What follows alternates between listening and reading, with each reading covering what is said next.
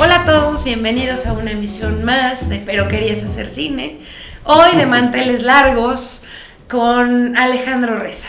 Alejandro Reza para mí es una persona muy importante en mi vida, es un amigo muy querido, es alguien a quien le aprendo todos los días de mi vida. Alejandro desde hace más de 30 años es director de casting. Yo creo que el director de casting más experimentado y con más carrera y trayectoria en la industria cinematográfica nacional. Es actor también. Fui actor. Fuiste actor. Y pues bueno, súper honrada de tenerte aquí hoy. Ay, gracias, querida. Pues yo súper honrado de estar aquí.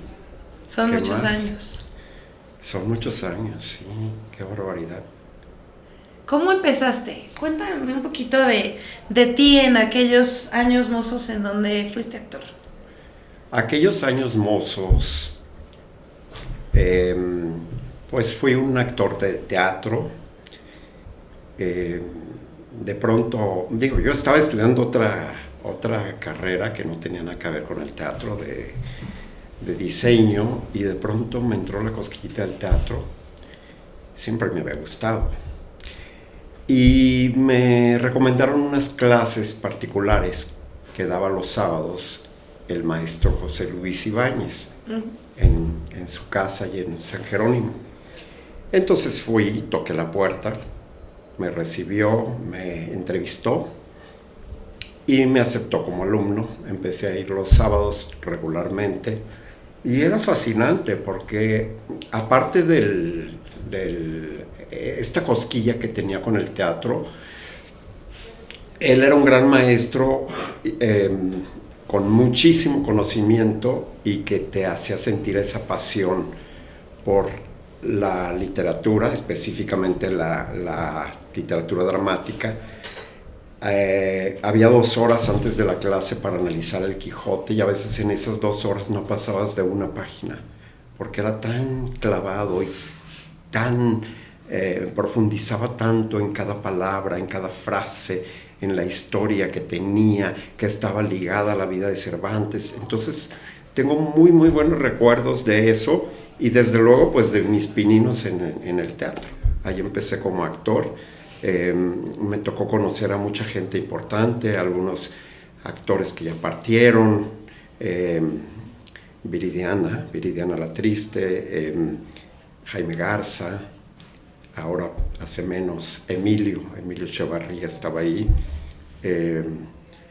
y la primera obra de teatro fue justamente reemplazando un papel que dejaba Emilio en el Teatro Independiente, que lo tenía una compañía entonces, que el Teatro Jesús Urreta en la Roma.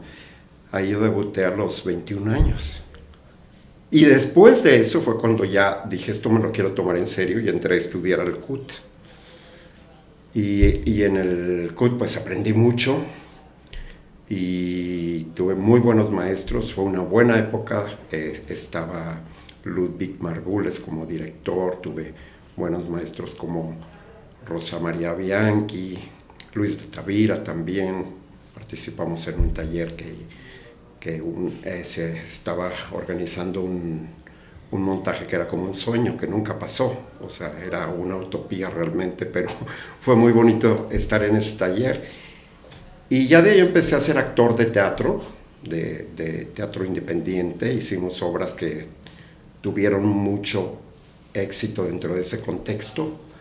Trabajé en una compañía con amigos muy queridos, que muchos también ya partieron, como Rita Guerrero, Sergio Hernández, Oscar Castellanos. Ya todos no están en este plano, pero sigue mi queridísimo amigo y gran director y actor de teatro, David Evia.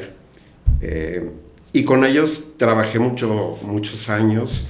Luego pues empiezas a hacer casting como actor, no tienes ni idea de cómo es la cámara y empiezas ahí a aprender a puros tropezones. Después me fui a Londres, Inglaterra, a estudiar también perfeccionamiento actoral, estudiar dirección. Ahí fueron mis primeros cursos de acercamiento a la cámara.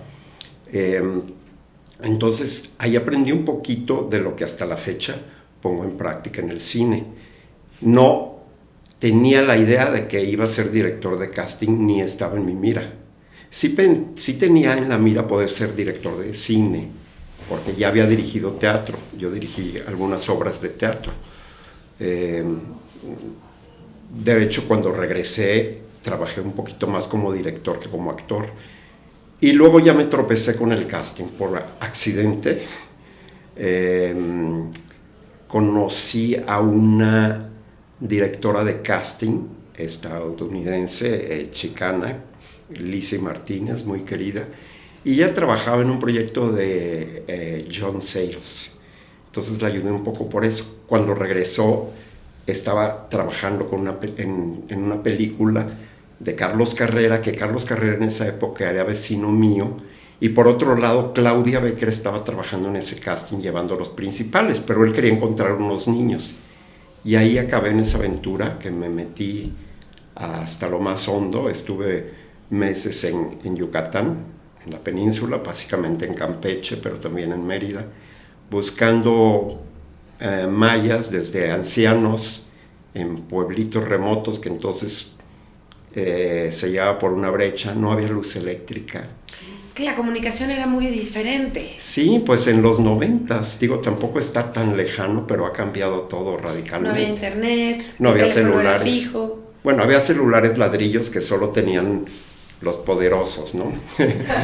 pero no, todo era por teléfono. De hecho, íbamos a buscar a los actores, no actores de entonces, a sus casas, porque no tenían ni teléfono. Entonces, en los llamados, y luego, imagínate, que cambiaban el llamado a última hora y había que irles a tocar a las 12 de la noche. Y ahí estaba yo con toda la energía y todas las ganas de conocer cine, ¿no? Yo digo, ¿cómo podía trabajar tanto? Porque pues iba a todos los llamados, ya que empezó a rodarse la película, que a veces eran a las 5, había que levantarse 4, 3 de la mañana, y luego acababas hasta las 12, 1, entonces a veces dormía 2 horas, 3 horas, y todo el día sin parar, pero empapándome todavía como si no tuviera mucho que hacer buscando, porque en un momento hasta me tocó llevar los extras, primera y última vez en mi vida, y no se rían, es muy trágico, de veras que fue doloroso,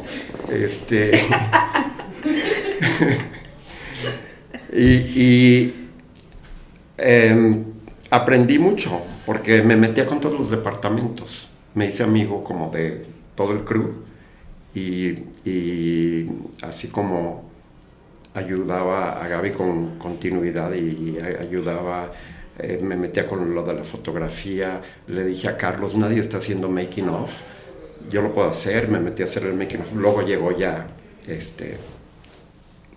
Luciano, que era el que hacía el making of oficial. Yo hice un pre-making of, que ahí se quedaron los tapes, ni siquiera los volví a ver. En fin, así empezó mi aventura como director de casting. Yo no me veía como un director de casting, yo me veía como un actor que tenía un trabajo alterno de director de casting. Y pues ahí fueron saliendo trabajos y relaciones. Claudia Becker, con la que compartí créditos en esa película, igual que con Sandra, mi querida Sandra León, me llamó y me ofreció trabajo, pero yo no puedo, yo soy actor, yo tengo ensayos, tengo obras, no puedo estar aquí de tiempo completo. Pero entonces llegamos a un acuerdo que cuando tuviera proyectos, yo trabajaba como freelance. Y así empecé a trabajar, freelanceando todo el tiempo, actuando en el teatro, haciendo casting. Era una época como de oro del cine americano aquí. Se hacían muchas producciones, muchas coproducciones muy importantes. Venían muchos actores famosos, Brad Pitt, DiCaprio, Angelina Jolie. Todo me tocó conocerlos, de verlos y saludarlos. Bueno, con Angelina sí tuve una pequeña participación en una película como extra, bueno, como actor, como tercera parte. Y fueron experiencias muy, muy agradables, muy gratas, que paralelamente con el trabajo ya de casting, pues creo que me dieron mucho conocimiento. Yo seguía haciendo teatro hasta hace no mucho, o sí, según la edad de cada escucha. ¿Cómo se hacían los castings? Digo, ibas y repartías convocatorias en los lugares y se iba a hacer en algún lugar y se hacían los tapes. ¿Cómo era el proceso? Sí, bueno, en esa época se anunciaban hasta por radio, cuando eran castings masivos. Había apoyo de la Comisión de Cine, del Estado, del gobierno en ese sentido, y se anunciaba por radio, o se corría la voz. En algunos pueblos no podías repartir volantes porque la gente, para empezar, no hablaba castellano, hablaba maya, y además pues no sabían leer y escribir, o sea, no te podías comunicar por ese tipo de mensajes. Entonces era de correr la voz, que llegaba alguien y en su lengua les hablaba que se juntaran en la plaza del pueblo porque tal día iba a llegar alguien que les podía dar trabajo. Así se anunciaba, ¿no? Y en la plaza del pueblo hacían el casting. Ahí grababan. No, en la plaza del pueblo se reclutaba gente, así como para el ejército. Que, híjole, pues sí, sobre todo cuando estuve con los extras, sí, pues era como guerreros, pero era reclutar gente, digo, ya clasificabas de acuerdo a los tipos si funcionaban, y les hacías el casting en el espacio que se consiguiera, fuera en la oficina municipal. Me tocó una vez la oficina del mismísimo presidente de un pueblo, que estaba muy halagado de que fuéramos allá a hacer casting, y se dio su oficina para hacer. Era la primera película de Carlos Carrera. No sé, ya tenía mucho reconocimiento Carlos para entonces. No sé, te mentiría si fue, yo creo que ya era como la tercera. Pero entonces por lo menos la segunda. Un reconocimiento ya por sí, eso ya había hecho La Mujer recibía. de Benjamín, y no sé, no era la primera película, no. Ahí estaba, imagínate, Rodrigo Prieto, de fotógrafo, y estaba Rodrigo Pla, de asistente. Era esa como terna de los Rodrigos con Carlos, que se juntaban mucho y hablaban y discutían. Y ya conoces a Carlos. ¿Cómo confió Carlos en ti para que tú hicieras el casting de esa película? Pues yo creo que fue como o sea, él sabía que yo era actor, y sabía un poco, tal vez, o percibía que era yo bastante clavado o apasionado, y a lo mejor pues simplemente dijo, lo pongo a prueba, ¿no? Que además Lizzie ya era ya me estaba también proponiendo, porque ya o sea, ya la conocí en un casting, en un proyecto que creo que era otra película también de John Sayles, o ya no sé si la misma, donde yo no me quedé porque fui a hacer casting, fui a hacer callback, y después del callback me habló y me dijo, no te quedaste, pero como sé que tú diriges teatro y eres actor y todo esto, y hablas inglés, a lo mejor te propongo, si quieres, hacer una prueba para que trabajes conmigo como asistente de casting. Ajá. Y ya le dije, por supuesto. Fui al día siguiente. La prueba iba a ser 3 días, pero ese mismo día en la noche ya me dijo, no, ya no necesito los 3 días, ya contratadísimo. Y hacía todo, desde contestar llamadas, lidiar y dirigir a los actores, las listas, todo, ir a las escuelas a buscar actores. Ahí conocí al gran actor y querido amigo Armando Hernández. Él estaba en una escuela por allá por el aeropuerto, y era un chavito, un adolescente ahí con ganas de jugar, y hacía el teatro escolar, y pues lo vi muy talentoso, y conocí también a Luis Fernando Peña, que se quedó en la película. Armando no se quedó en esa, pero Luis Fernando sí. En otros talleres de teatro que daban en la Procuraduría. Andaba picando por todos lados, en la ciudad y en las zonas suburbanas. ¿Pero qué vio en ti estas primeras veces, estas primeras oportunidades la gente para decir, sí, ya te quedaste, sí, ya eres tú? ¿Qué características tenías? Pues años después Claudia Becker me dijo, tú tienes ojo. Y cuando me lo dijo no entendí muy bien a qué se refería. Y años después lo entendí, ahora lo entiendo, y yo creo que era eso, que tenía ojo. ¿Cómo explicarlo? Pues entonces yo creo que, digo, lo he pensado a veces y lo he comentado, lo cual me ha llevado un poco a pensar realmente qué es ese ojo, o qué es ese famoso ojo, que sí se estila decirlo. Y yo creo que es el resultado de un entrenamiento visual que tienes de alguna manera como artista, ¿no? Como amante de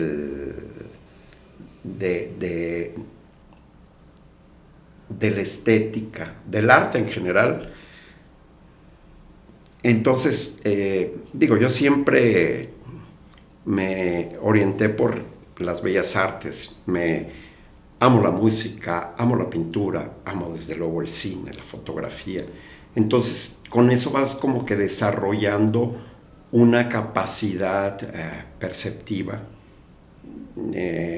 en la que tienen que ver todos los elementos armónicos o no que la componen.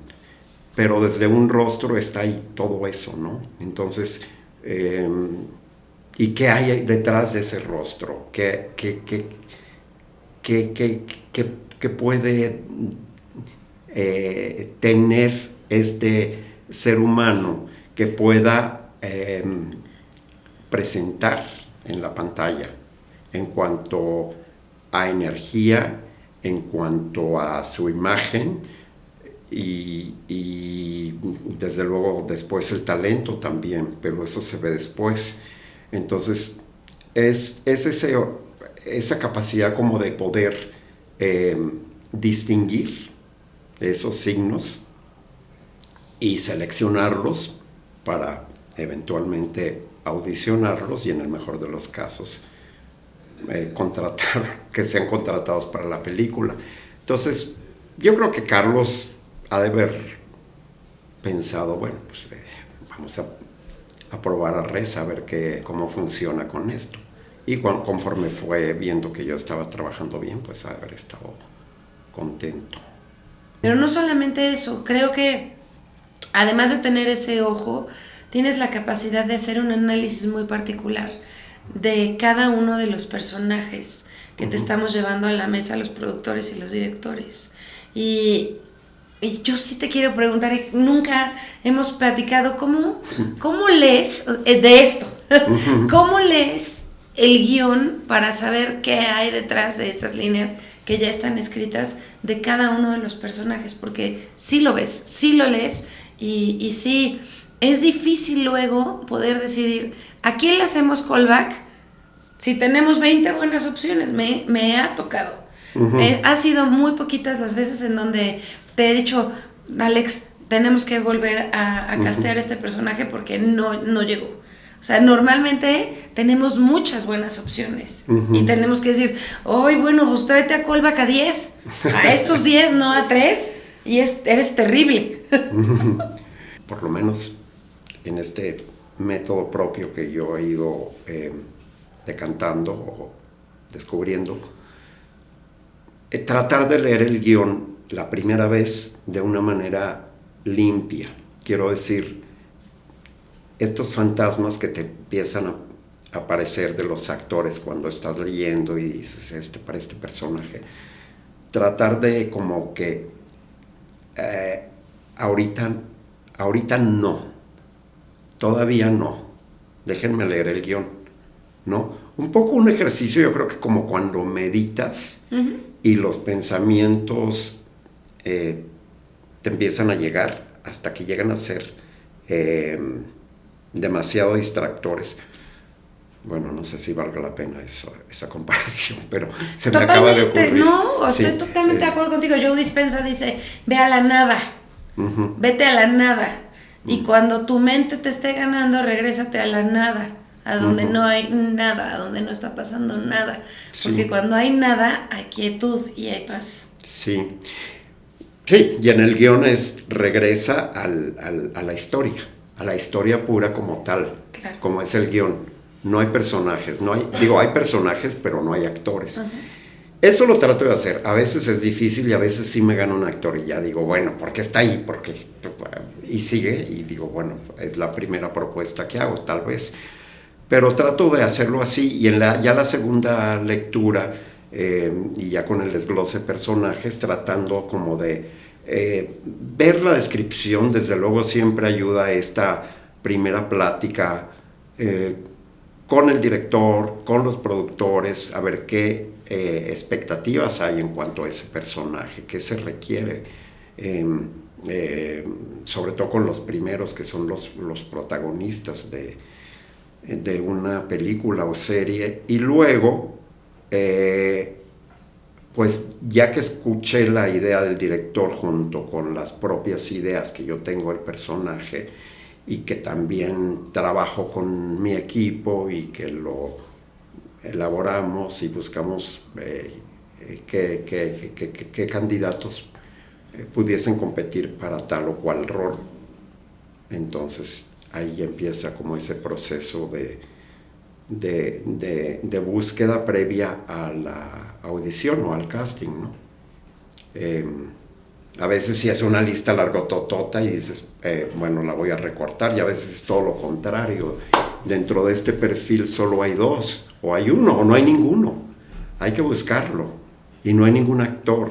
Y en los casos de lookalike o parecido a un personaje, que es de las cosas que a mí me emocionan mucho, me aterran al mismo tiempo porque es un reto. Ay, sí. Pero me emocionan, me encanta buscar esto y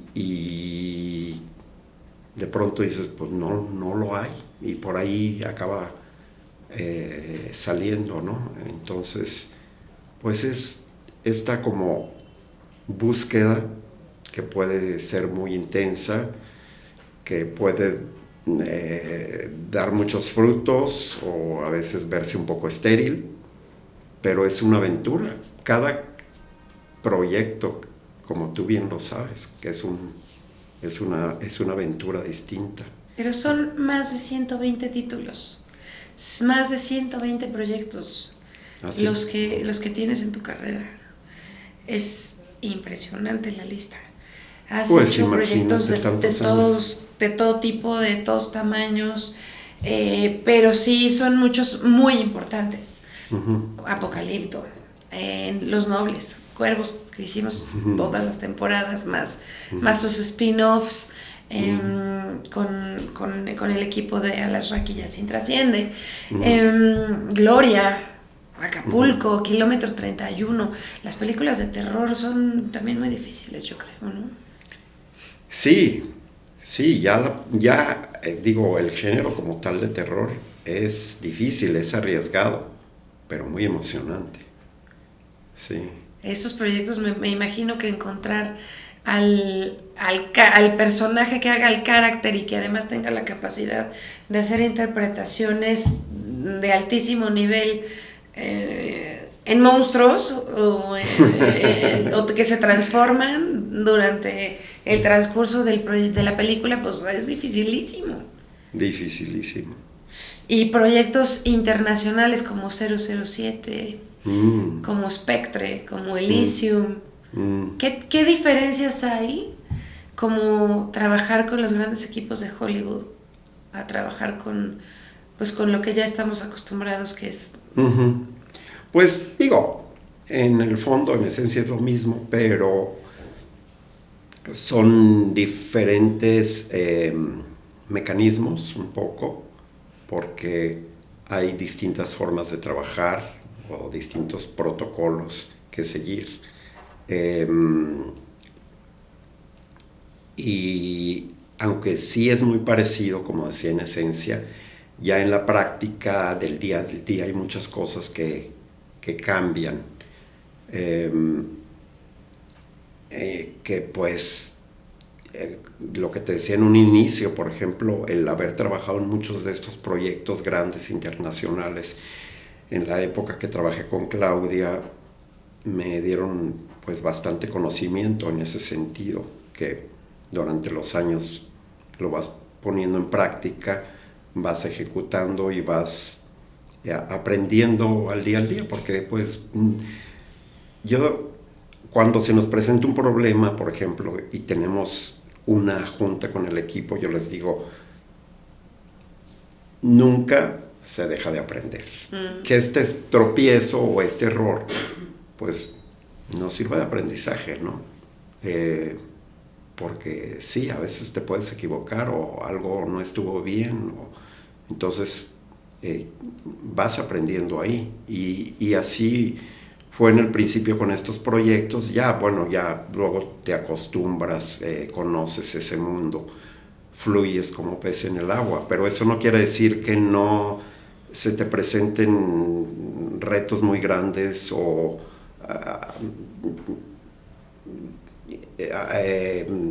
que no te quite el sueño de pronto algún proyecto, específicamente un personaje que dices, ¿cómo lo voy a resolver? O quedan tantos días para que inicie la preproducción del rodaje y todavía no está el personaje principal de la película. Y todo este tipo de situaciones dentro de lo que implica el casting dentro del proceso de producción que tú conoces muy bien, pues hay que ir lidiando con esas cosas en cualquier proyecto, sea un proyecto chiquito independiente o sea el proyecto más grande de Hollywood. Eso sí es igual. ¿Cuál ha sido como uno de los más grandes retos, de los problemas más notorios de los que te acuerdas que digas, esto sí estuvo cabrón y no sabía cómo resolverlo y lo resolvimos de tal forma? ¿De qué te acuerdas? Que digas, híjole, esto estuvo horrible. Hemos vivido varias. No, pues es que sí, hay muchas. Seguramente no me acuerdo de la peor, porque luego la memoria no quiere recordarlo, y no me acuerdo, ¿verdad? De me acuerdo, por ejemplo, cuando en el proyecto Gloria que mencionaste hace un momento, yo creo que por eso me acordé. Era un proyecto que llevaba muchos años, como suele pasar, tú bien sabes, para que un proyecto vea la luz cuando tiene la suerte de, porque muchos se quedan en el camino. Pero el director de la película, Christian Keller, un suizo muy jovencito, tenía todavía 20, estaba en sus 20, y fue a buscarme cuando estaba en la oficina de la Condesa para decirme que tenía un proyecto sobre Gloria Trevi. Fue así como, ¿Are you sure? Como un suizo de esta edad que ni siquiera le tocó la época de la Trevi, claro. Porque además en esa época la Trevi pues estaba en su época de ya retirada, o nadie hablaba de ella, ya estaba, vivía en Houston, en Estados Unidos, había salido de la cárcel y toda esta situación. Y pues me dio como lo vi tan inspirado, y me platicó que había incluso vivido con Gloria, que había trabajado el proyecto con ella, que tenía los derechos, y dije, wow, este cuate está clavado. ¿Cómo es que un suizo va a venir a hacer una película de Gloria Trevi a México? Y pues tiene muchas agallas, hay que apoyarlo. Y Luego pasé un año, me volví a visitar con un cambio de guión, ¿no? Porque estaba buscando entonces a un buen guionista, una buena guionista que escribiera el guión. Yo ahí le hice 2, 3 recomendaciones. El caso es que pasaron los años, pues se te olvida, ¿no? Porque así como hay ese proyecto, hay otros que tú bien sabes que ya no se dan y que quedan ahí en los recuerdos nada más. Entonces, un día me habla Matías Ehrenberg para decirme que él traía el proyecto ahora como productor. Y ya estaban los actores. Entonces le dije, ¿cuándo se va a hacer la película? Ya en 2 meses filmamos. Wow, supongo, pero no te preocupes, ya tenemos a Gloria y ya tenemos a Sergio Andrade. Ah, bueno, entonces hay que buscar a todos los demás. Claro, sí, le entro. ¿Dónde firmo? Y empezamos así el proceso. Y efectivamente ya tenían a una actriz muy conocida, contratada, y a un actor también súper conocido, no cerrado, pero ya supuestamente, o eso yo entendí, apalabrado un poco. Bueno, al poco tiempo,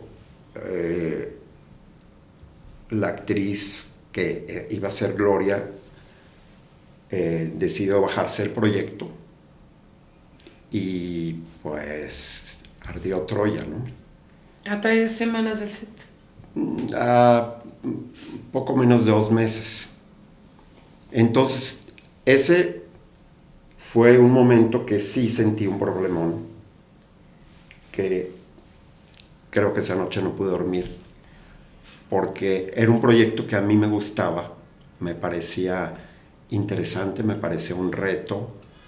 Era un proyecto que ya le tenía cariño, porque ya llevaba varios años de alguna manera metido, y que de pronto no está la actriz principal y dices, ¿de dónde voy a sacar una Gloria en tan poco tiempo? Y además, digo, tenía que cantar, tenía que bailar, tenía que... estos skills que aparte de actuar tiene que tener a veces ciertos personajes, y un personaje protagonista, ¿y qué protagonista?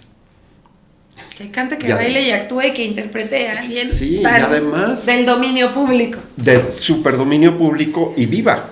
Vivísima. Entonces dices, qué responsabilidad.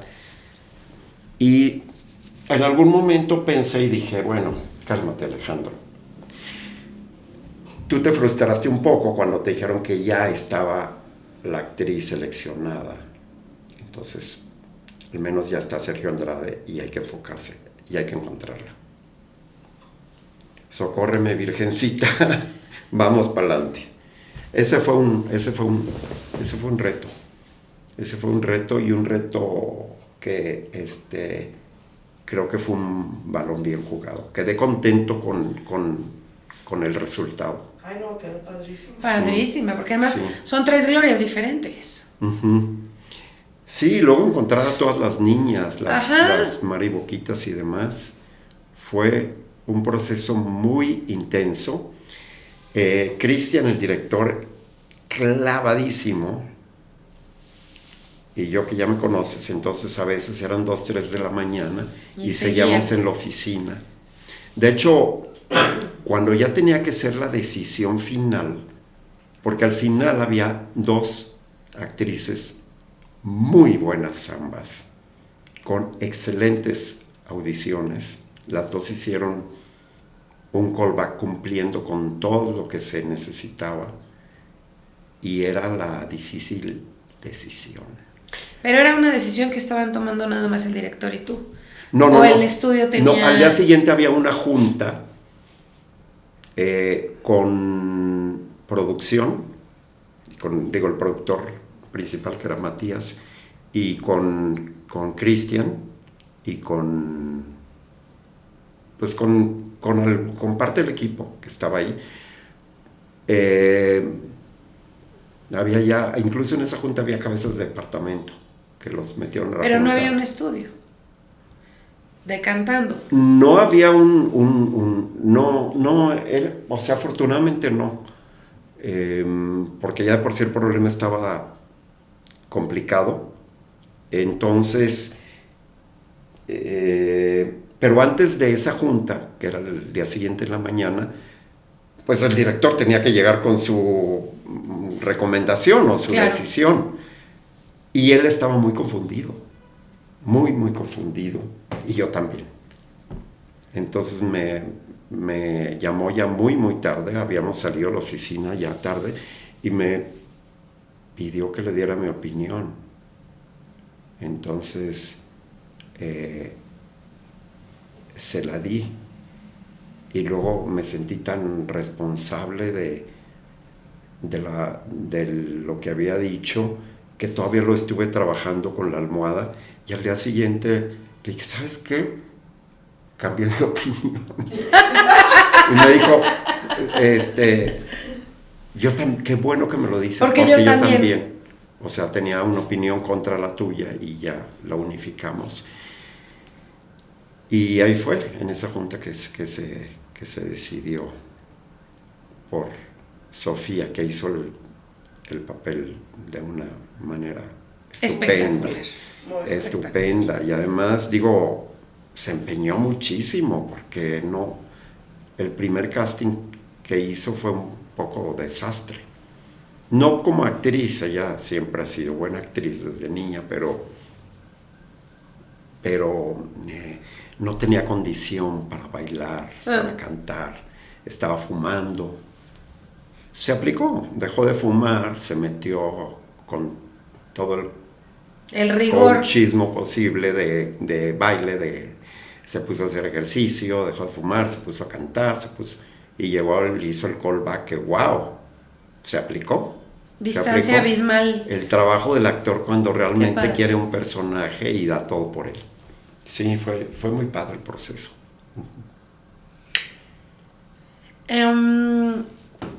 ¿Cómo ha cambiado de esos primeros años en donde pues éramos nosotros tomando las decisiones de quién y cómo hacer nuestras películas, a la reciente llegada de las plataformas y los estudios, en donde pues ahora digamos que hay una metodología distinta de hacer las cosas? ¿Y cómo sientes que eso haya afectado a favor o en contra de las decisiones creativas? Es una súper pregunta. No sé si voy a poder responderla en su totalidad. Definitivamente ha cambiado de una manera muy fuerte. Porque efectivamente antes las decisiones, los estudios siempre han existido, sobre todo en proyectos internacionales, y siempre estaba el estudio encima que tenía que aprobar.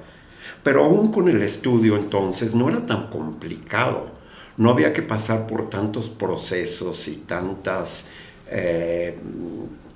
etapas, que se vuelve un poco burocrático, muy sistemático, que ya no deja fluir como era antes a esta parte intuitiva tan importante en la selección de un casting, y que ya está regido por ciertos intereses que son determinados por otros departamentos de la industria, llámese marketing, los que tengan que intervenir ahí. Entonces sí se vuelve el proceso mucho más complicado, y eso desde entonces con los estudios lo era, pero lo era de una manera leve y no siempre. Después, con la llegada de las plataformas, al principio no era tan así como ahora. Fluía más y se fue como que sistematizando de tal manera que ahora sí de pronto depende desde luego de cada plataforma y depende de los ejecutivos que están en el proyecto de cada plataforma, pero en general sí se ha vuelto algo mucho más complicado y que a veces me puede mucho sobre todo por el director,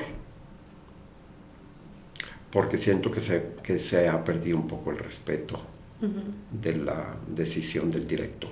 No hablo de todos los proyectos, pero en muchos casos eso ha sido una parte negativa. Una parte positiva es que, bueno, hubo un crecimiento y un boom y un desarrollo de la industria que trajeron las plataformas y que le dieron un soporte al cine cuando no estaba en su mejor momento. Ahorita, pues otra vez estamos un poco padeciendo que también están como que cambiando los procedimientos, las estructuras, detenidos, aunado a las políticas del gobierno de Mr. Trump, que también pues le da un poco la torre Pero también, ¿qué sientes de todo esto que hemos vivido con las plataformas y con los estudios y de la metodología de los ejecutivos? Porque yo sí creo que en México el Star System, pues la verdad no lo tenemos tanto y son unos poquitos los que tienen esa cantidad tremenda de followers y los que tienen esa marketability tan importante, que hubo un momento en donde sí nos decían, tiene que tener muchísimos followers, y si no tiene muchísimos followers, aunque sea un gran actor o una gran actriz, no puede ser parte del cartel de este proyecto. Sí, pues eso es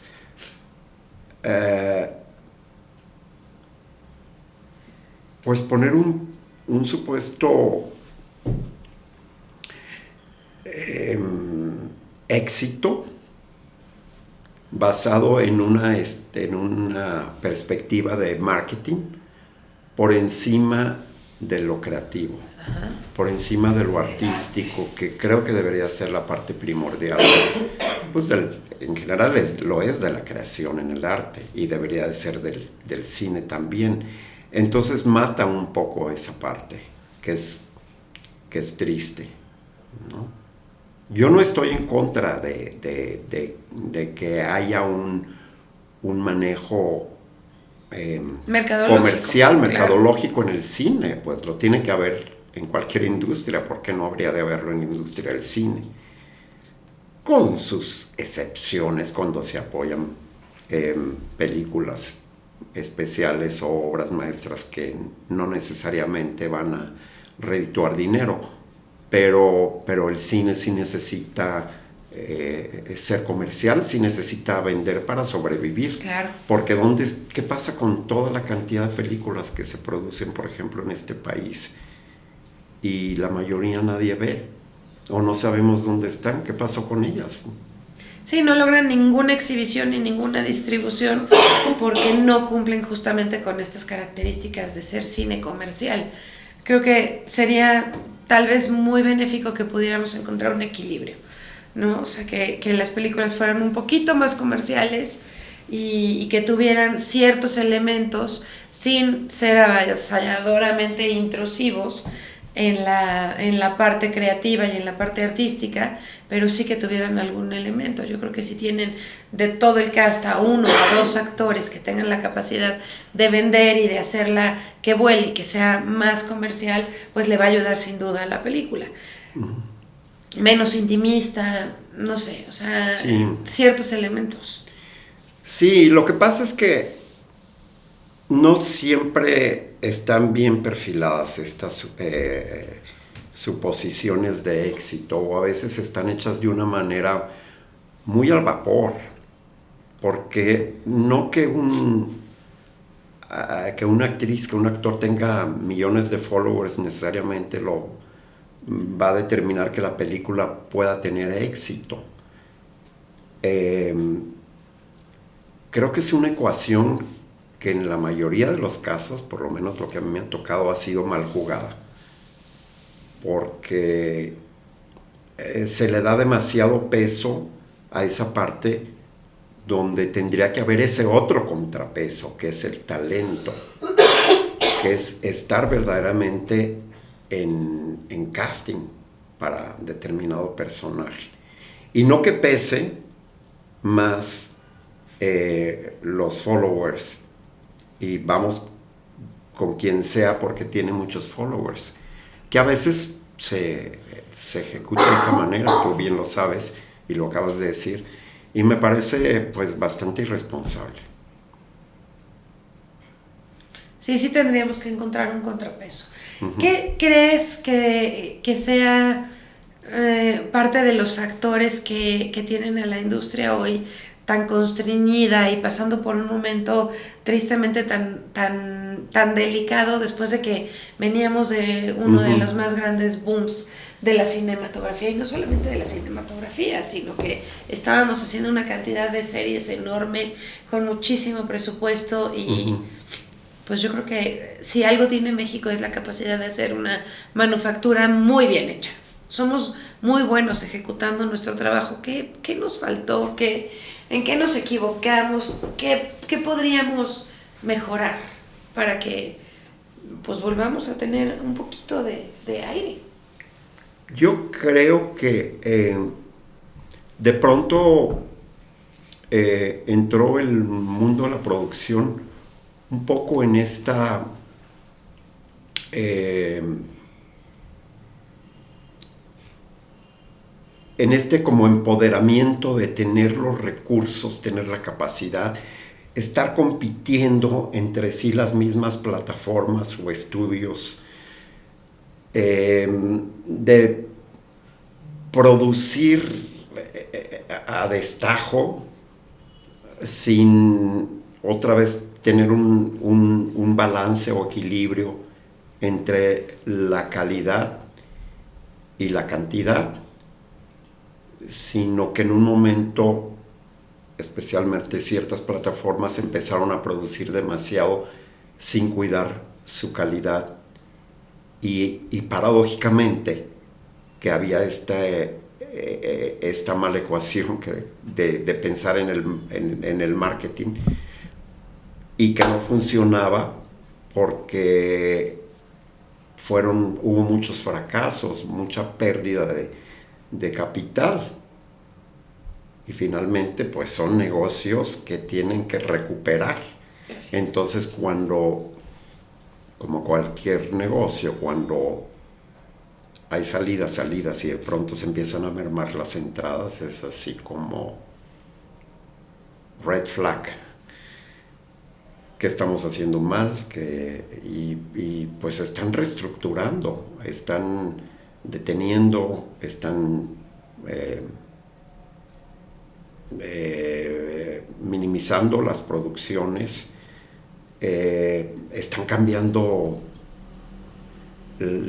todo, día a día, minuto a minuto. Ahora sí que cada minuto cuenta. Y de veras, es que vemos las noticias y ahora se dijo tal cosa, y ahora van a cambiar, y ahora el gobierno quiere imponer tal impuesto, y acá en nuestro país ahora le restan otro 16% a la producción cinematográfica, cuando ya de por sí la industria está bastante golpeada en este momento y encima siguen pasando esas cosas. Pues, ¿cómo? Está complicado. Pero bueno, yo tengo mucha esperanza y finalmente el cine, que es lo que más nos gusta, no puede dejar de existir, como ningún arte puede morir así nada más. Claro, pero para que exista necesitamos que sea un negocio. Y no estamos metiendo gente a las salas. Nuestras películas no las ven nadie. Pues sí, por eso se tiene que cuidar de una manera más responsable qué películas se van a apoyar. Está bien apoyar películas que solo se van a ver en festivales, pero si vas a apoyar esas películas, si vas a financiar esas películas que solo se van a ver en festivales, ¿qué corresponde o qué amerita ese financiamiento?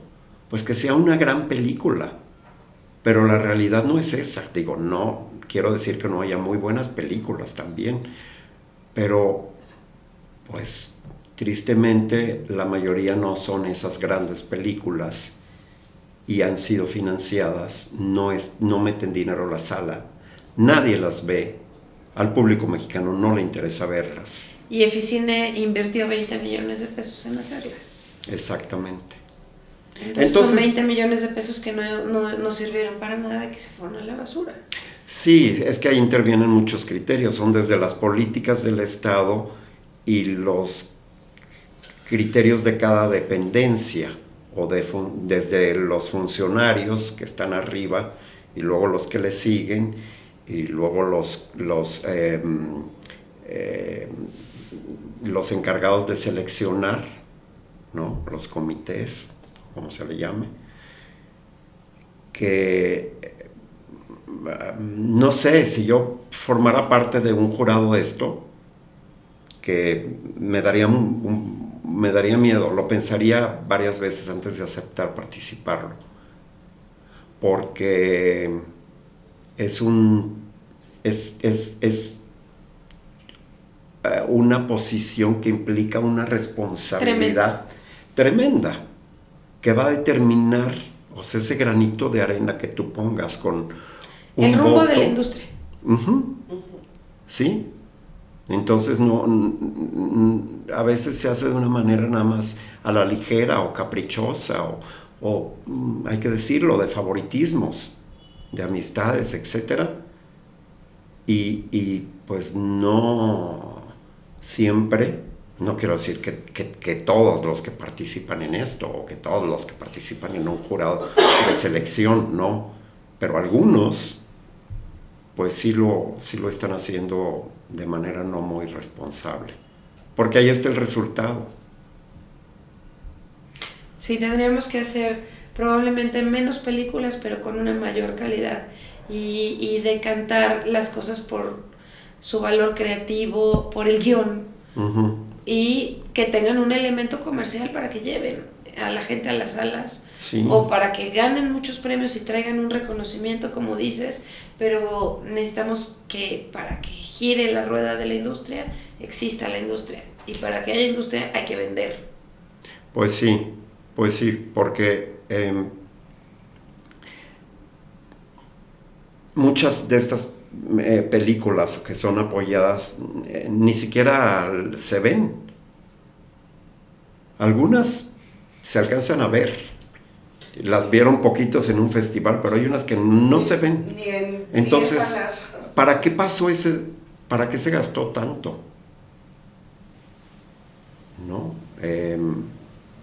Pero bueno, también pues ahí son mucho políticas de Estado. Cada vez tenemos menos apoyos.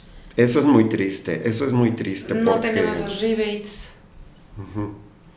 Cuando un Estado no le da la importancia a la cultura que se le debe dar, es un Estado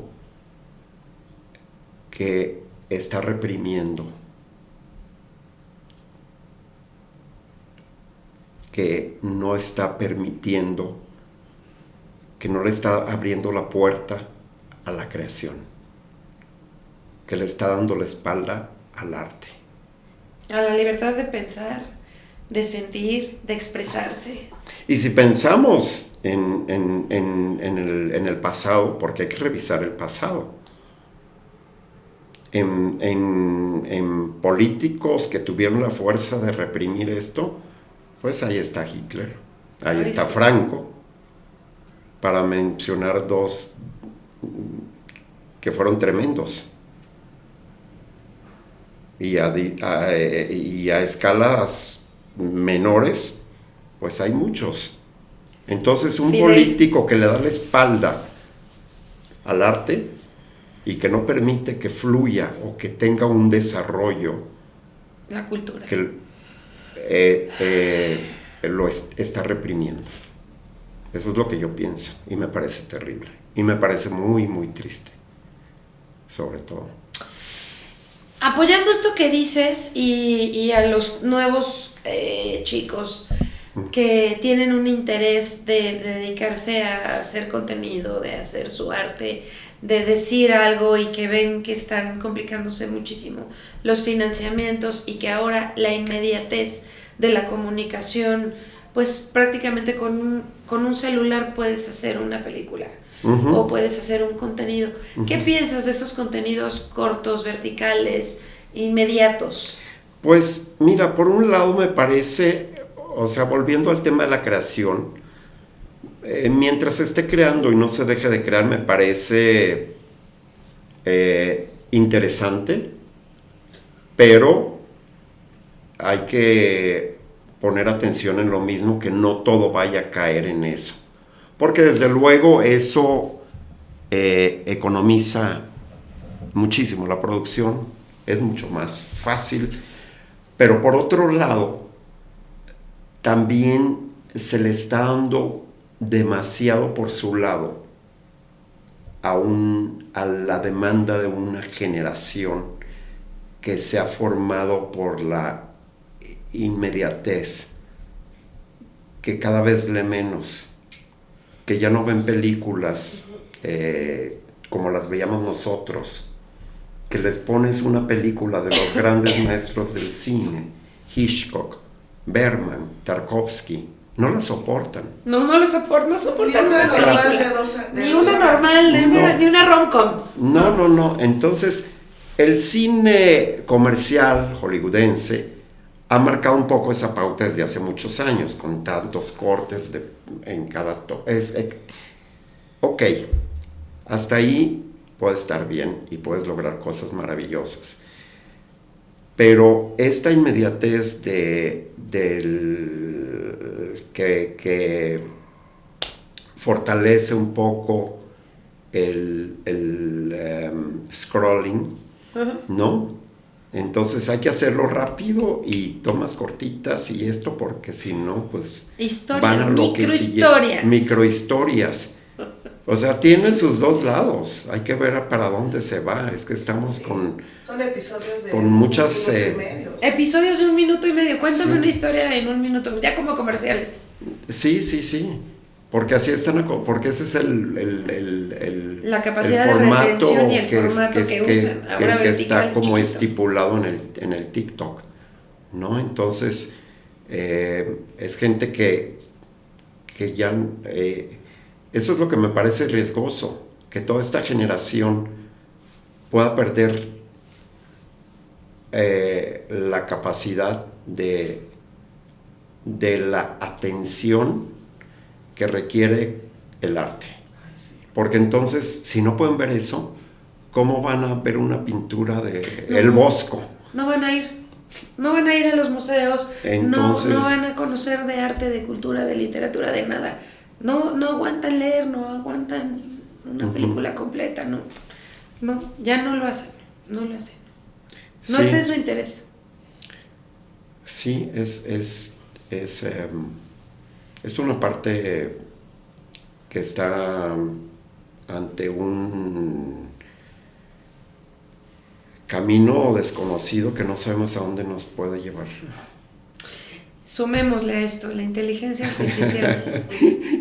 Yo lo traigo en la cabeza desde... con inteligencia artificial. Lo traigo en la cabeza. Tu cuerpo con otra cara, tu cara con otro cuerpo, tu voz puesta en alguien que no existe.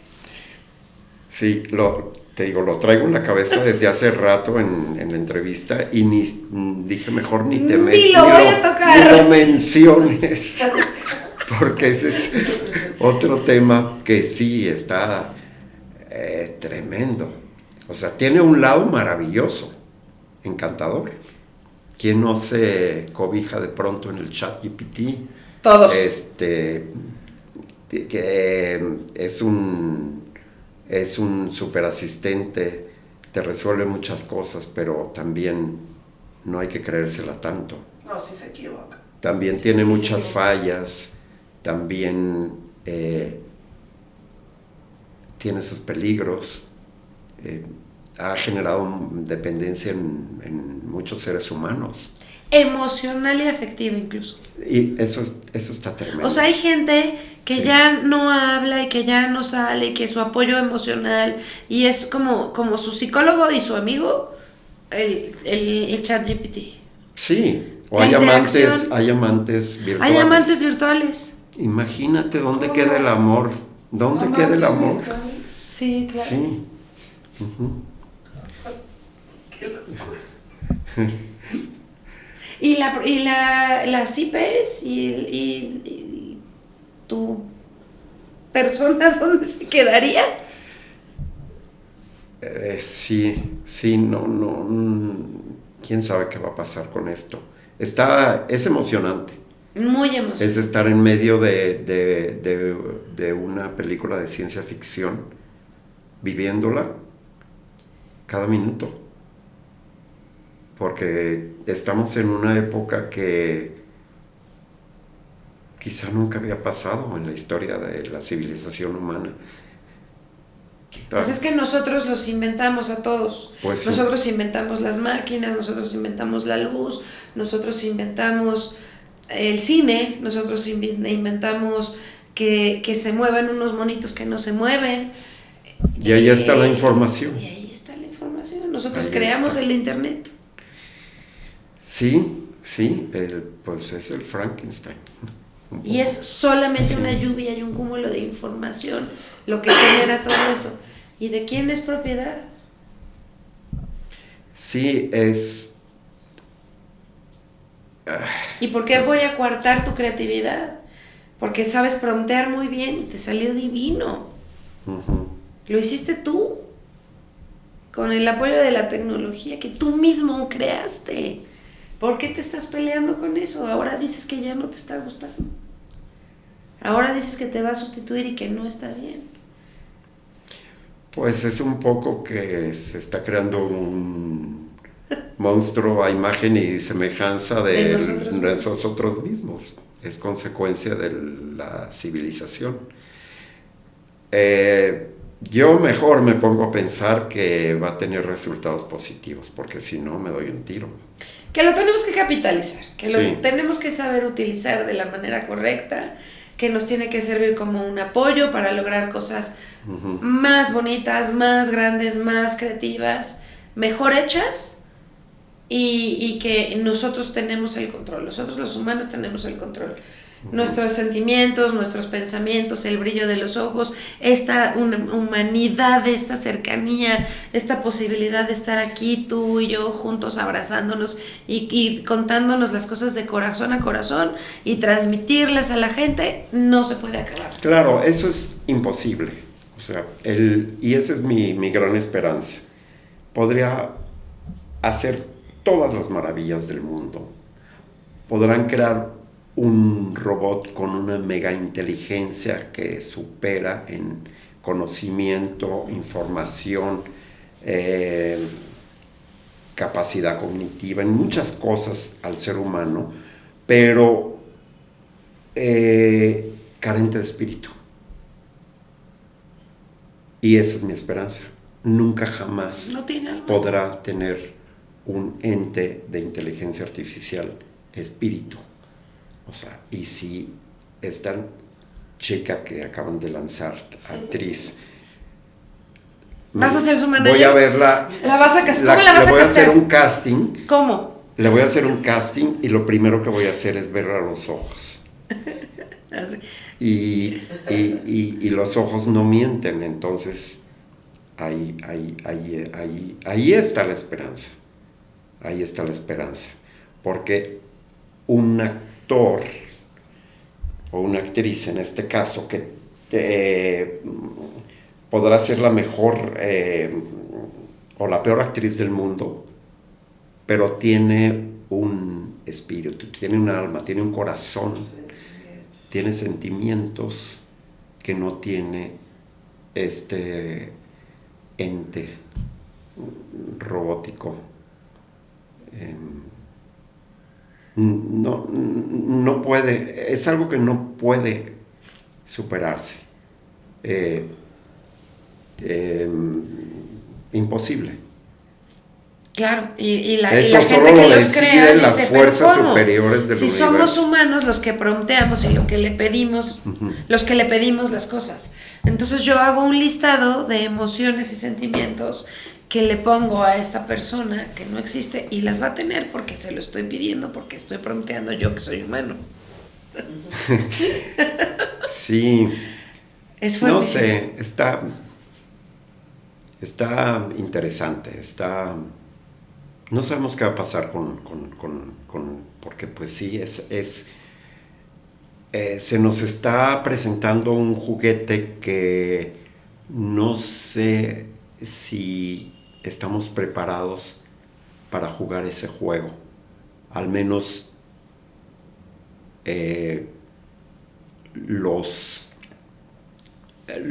la gente que tiene más poder y más control, y que muchas veces se rige todo por el capital o por ciertos intereses que pueden irse por un lado oscuro o por un lado luminoso.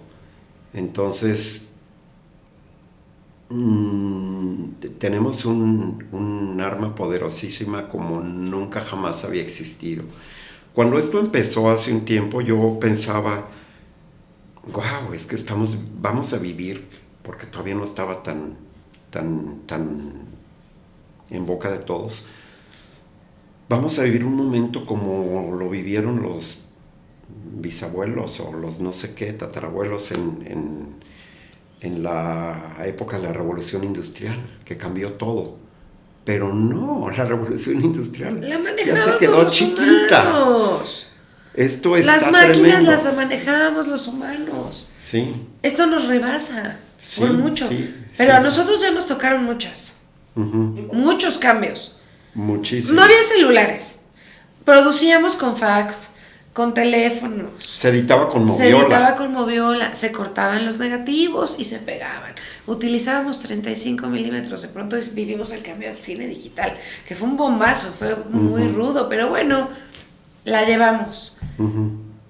Luego, bueno, esta serie se hizo con una tecnología, la última tecnología, la más moderna de las modernas, en donde estabas utilizando unos fondos que no existían y que se hacía tridimensional, y fue una cosa tremendamente espectacular.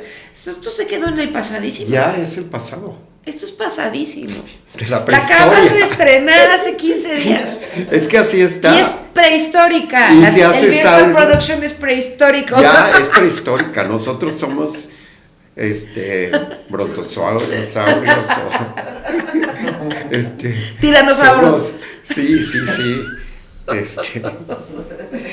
Estaba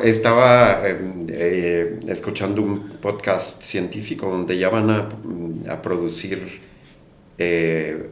huevos como el huevo de la fecundación humana para poder manipular La genética. Sí, la ciencia de la mano de la inteligencia artificial, ahí yo también tengo como buenas esperanzas, porque se va a fortalecer de una manera tremenda, que también el riesgo siempre está, ¿no? Hay un riesgo latente que el momento que estamos viviendo es de suspenso todo. Terrorífico. Todo, estamos en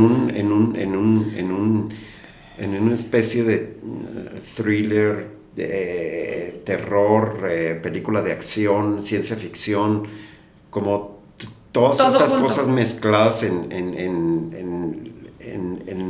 nuestras vidas, pero es cierto, no es una película.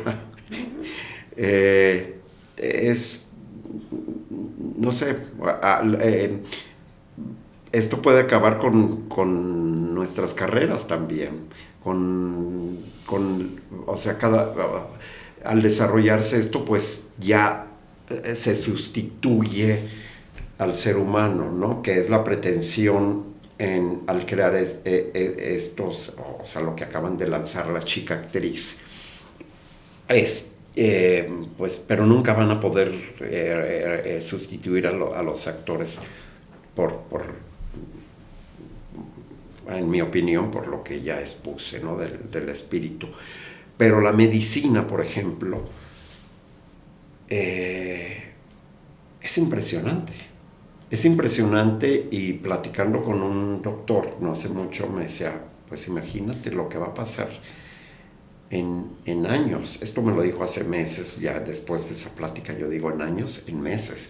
O sea, se está desarrollando de una manera asombrosa, que si se va por el buen camino va a ser increíble, nos va a tocar vivir cosas impresionantes. Curas para enfermedades incurables. Sí. La modificación genética de los alimentos, entonces a lo mejor los huevos ya no se necesitan gallinas para hacer huevos, entonces a lo mejor hay granjas de huevos artificiales que tienen las mismas características que el huevo de una gallina, claro, sin tener que tener a las pobres gallinas modificadas genéticamente, que ya solamente son una cosa que ya no tiene cabeza, ya no tiene patitas, ya solamente ponen huevos. Sí, en la ingeniería genética, yo que en un principio, como que para encontrar un asidero en mi esperanza, pienso de esta manera, y tomo hechos como ejemplos. Cuando se empezó a desarrollar la ingeniería genética en los alimentos, como que había este rechazo y todo era negativo, pero también puede tener un buen camino. Claro. Entonces, hace ya varios años, yo descubrí, por ejemplo, yo que no como carne, pero tampoco soy vegano, pero me interesa todo el tema con el veganismo, porque siento que sí es un futuro que se podría desarrollar como civilización, donde ya no estén involucrados la explotación animal, ¿no? O sea, sería un avance casi como cuando se acabó con la esclavitud, lo que estás diciendo, producir huevos sin gallinas, una diferente fuente carne, de proteína, sí, sin tener que matar a las vacas, porque además pues es que para que tú te puedas comer un bistec, tuviste que hacerle un daño terrible a la tierra. Claro. Porque es un círculo vicioso tremendo. Sí. Que necesites un espacio más chiquito para que haya hortalizas y crezcan los árboles que se tardan 10 años en crecer, que crezcan de un día para el otro. Sí. Pero en lugares en donde no. Lo que estaba yo recordando, te digo, hace años, todavía sin inteligencia artificial ni estas cosas, hace años, lograron producir en Londres quesos veganos. O sea, queso vegano no es ninguna novedad, llevan muchísimos años y en general son horribles la mayoría. Pero ahí lograron producir quesos que fueron muy polémicos porque el detonador, para que los hicieran muy parecidos al sabor, al nivel graso que tiene la leche para producir el queso, que finalmente viene de una molécula de la vaca, utilizaron esa molécula como molécula química. Entonces entraron en una polémica de que algunos veganos lo aceptaban y otros veganos más radicales no, porque se han involucrado una molécula animal. Pero sí, finalmente es una molécula. Es la millonésima parte de matar una vaca, que si se reproduce en el laboratorio produce todo esto. A mí me parece muy, muy interesante. Muy interesante. Y si a esto le sumamos la inteligencia artificial en todo el desarrollo de la alimentación, también podría ser un beneficio enorme para pues poder solucionaríamos la hambruna. Sí, que ha parecido hasta ahora ser una utopía, pero que puede dejar de serlo. Si ahora las expectativas de vida son de 80, 90 años, a lo mejor logramos que llegue un ser humano sano, entero, a 110. Pues sí. En donde ya no haya cáncer, SIDA, Alzheimer y todas estas enfermedades genéticas. Ahora la cosa es que la economía necesitamos que se mueva. Pues sí. Si ya vamos a vivir 110 años, que vivamos millonarios y ya está. Y las industrias que están involucradas ahí no sean menos greedy. En fin. Alex, estás incursionando ahora en talleres y cursos. Estás compartiendo todo tu conocimiento, toda tu trayectoria de viva voz con los jóvenes y con los chicos que están queriendo echarle más ganas y salir adelante como actores y que no se desanimen. Herramientas valiosísimas para el proceso de casting y adentrando incluso en la producción y en temas más profundos. ¡Qué padre! ¿Por qué decidiste compartir este conocimiento y todo esto? No lo habías hecho nunca y me parece que es algo muy importante, que es también un poco el motivo de, pero querías hacer cine, ¿no? Poder compartir con la gente. No lo había hecho nunca y sí, de otra manera, porque sí, en el pasado sí trabajé en talleres, en dar ciertas clases o cursos, pero de otra forma y de otra manera y con otra perspectiva. Por ahí de finales de los 90, 99, 98, no sé cuándo se empezó a hacer, pero cuando empecé con el proyecto de La Calle, que es otro proyecto muy querido del pasado, que dirigió mi querido Gerardo Torte. Y en el proceso de la película, que entrevisté a muchísimos niños de la calle, de distintos núcleos de la ciudad, implicaba un taller, o sea, me contrató la producción a full, como director de casting, como maestro, como tallereando con los chavos. Y digo, ahí estaba enfocado de otra manera, ¿no? Porque era como enfocado a que los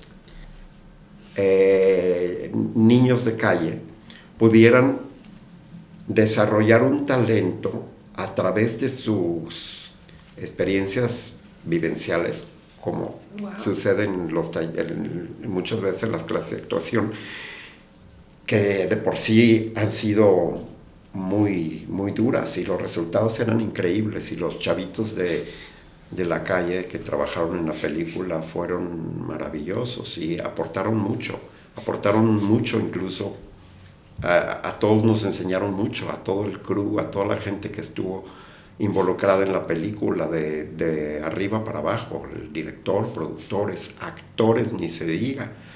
El convivir el día al día con estos seres. Yo me acuerdo, por ejemplo, Maya Zapata, que tenía uno de los protagónicos, de los roles protagónicos, en un momento se tenía que preparar para una toma muy dolorosa y descarnada, no sé, el post de una violación, y a mí se me ocurrió, había en el taller una niña que estaba ahí como extra en esa toma, que había vivido eso. Entonces le platicó a Maya la historia, y Maya, el delivery que dio en esa toma fue grandioso, porque o sea, ¿qué mejor coach puede tener una actriz en ese momento o en esa filmación que el que tuvo Maya?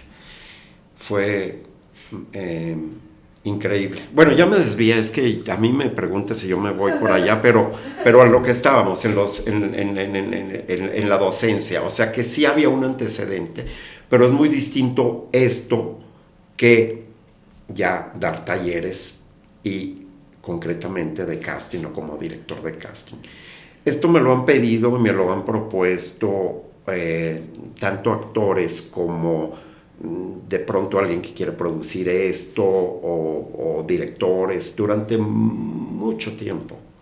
Y yo siempre me había resistido porque pues pensaba, yo que tengo que enseñar de esto, yo estoy haciendo mi trabajo. Como que tenía mucho 120 miedo. películas, algo, nada tiene que enseñar, nada. Pues sí, lo pensaba con todas las películas que hubiera o toda la experiencia, como que no era el momento. Alguna vez lo hice de manera como voluntaria, que me invitaba algún director a dar una plática o ese tipo de acercamientos a talleres. Pero ya el año pasado, pues igual hablando con mi equipo y me convencieron y me convencí a mí mismo de hacerlo, al menos de intentarlo y ver qué podía. Dije, bueno, lo voy a probar y vamos a ver qué resultado tiene y si realmente resulta de provecho para los actores. Entonces hicimos el primer taller, lo planificamos, yo personalmente me preparé, me puse a revisar muchas cosas y temas que tratamos ahí para que en ese tiempo de 3 tardes durante 3 días pudiera como hacerse un combo, un paquete que les pudiera ofrecer el conocimiento que les pudiera otorgar las herramientas para ejecutar un buen casting, que a fin de cuentas ese es el propósito. Y resultó bueno, resultaron muy contentos los actores. Yo junto con Pato hicimos muy buena mancuerna, muy buena química. Él de pronto me aterriza y entre los dos hemos impartido estos talleres ya. No sé cuántos van, pero ya van muchos. Muchos. Porque han pedido más y más y más y más. Y yo desde el año pasado dije, ya este es el último, ¿no? Ya se acabó esta etapa, pero sigue. Entonces, bueno, digo, ya ahorita... No, sigue y cada vez piden más, porque la verdad es que tener la oportunidad de tener a Alejandro de cerca y poder compartir, más bien que nos comparta, él, todo su conocimiento, su trayectoria, su experiencia y de viva voz nos dé las herramientas, no solamente de cómo hacer un buen casting, no solamente de cómo ser un actor más preparado, sino de las historias, los paradigmas, un poquito como los mitos que hay detrás de la industria y las verdades que hay detrás de la industria, de un experto y de viva voz de una de las personas con más trayectoria en esta industria, es delicioso. Entonces, no se pierdan esos cursos y estos talleres. Y cerremos con esta historia que se llama Cada Minuto Cuenta. ¡Qué reto! 120 actores en escena. Casteamos como miles. No sé, pero yo nunca había revisado tantos castings en mi vida. Fueron como, probablemente por cada personaje vimos a 15 o a 20 actores. Es que eran muchísimos. Y los callbacks, todos presenciales, todos ahí. Interminables. Con muchísima disciplina, con muchísimo talento, con muchísima interacción. Gracias, Simple. Siempre, siempre, siempre, siempre. No, pues gracias a ti, querida. Y aplausos, millones. Gracias, siempre. Esto fue Pero Querías Hacer Cine. Gracias, Alejandro Reza. Pero querías hacer ¡Qué cine! pinche necedad! Nos vemos la próxima.